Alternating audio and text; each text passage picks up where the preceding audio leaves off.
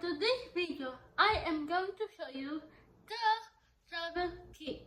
So, let's go!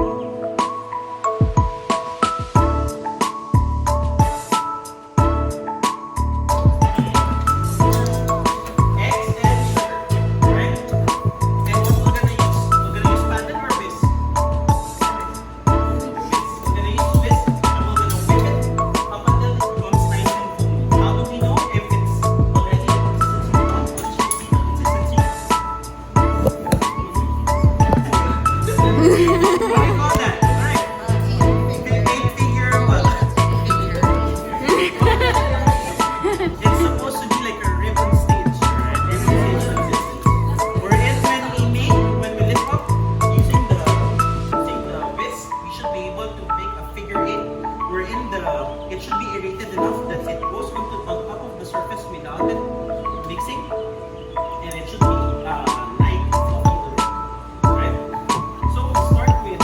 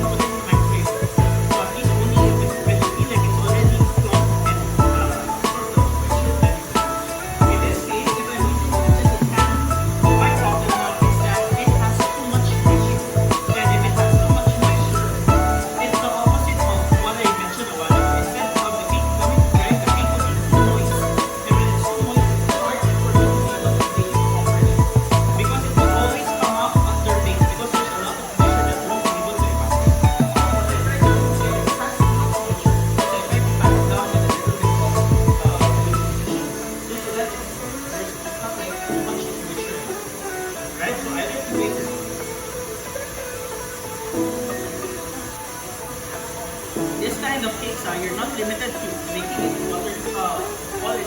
Look for the glass, we're gonna put it in little cakes. But this cake, if I want to make it into a 9-inch cake, 12-inch cake, if I want to turn it into cupcakes and whatever, this one is it. And this kind of cakes, all of the cakes that we'll be doing, these are the suitable cakes for custom cakes, especially for big wedding cakes. You know, if the client would ask you a big wedding cake, big project wherein they want pure cakes, these are the cakes that you should use. Because as I've mentioned, these cakes can last very long. And when you make big projects like big wedding cakes, it's not like you make it overnight. You'll need to prepare ahead of time, and sometimes the cake would take 1 month to finish. So this kind of cakes are the most suitable because you can bake it from day 1 and up until even 30 days after.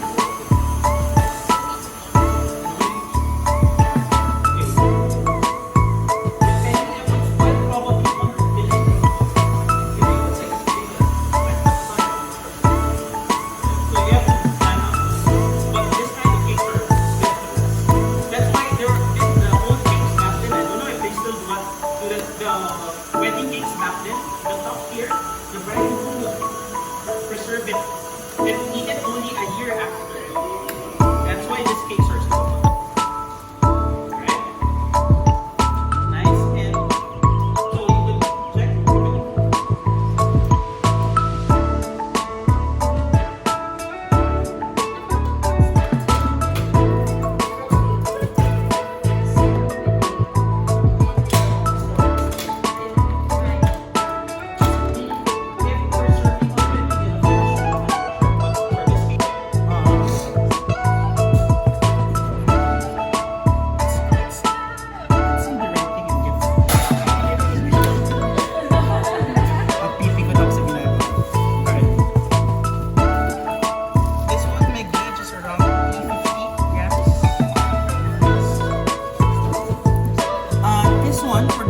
Specifically, we're gonna fill it up 80% filled.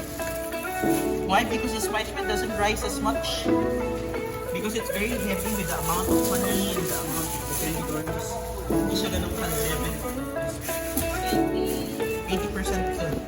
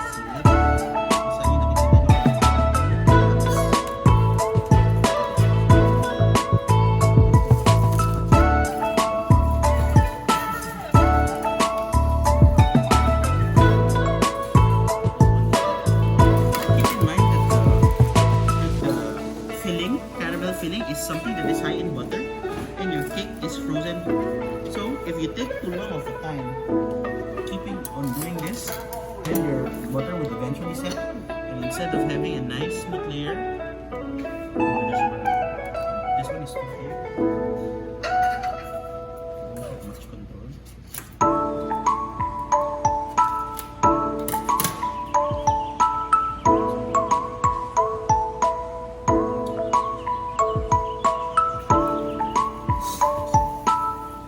So you see, I like the shape like that.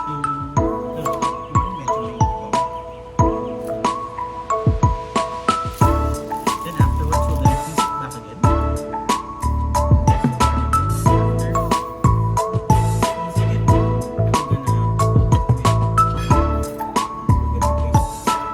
We're gonna do the same version.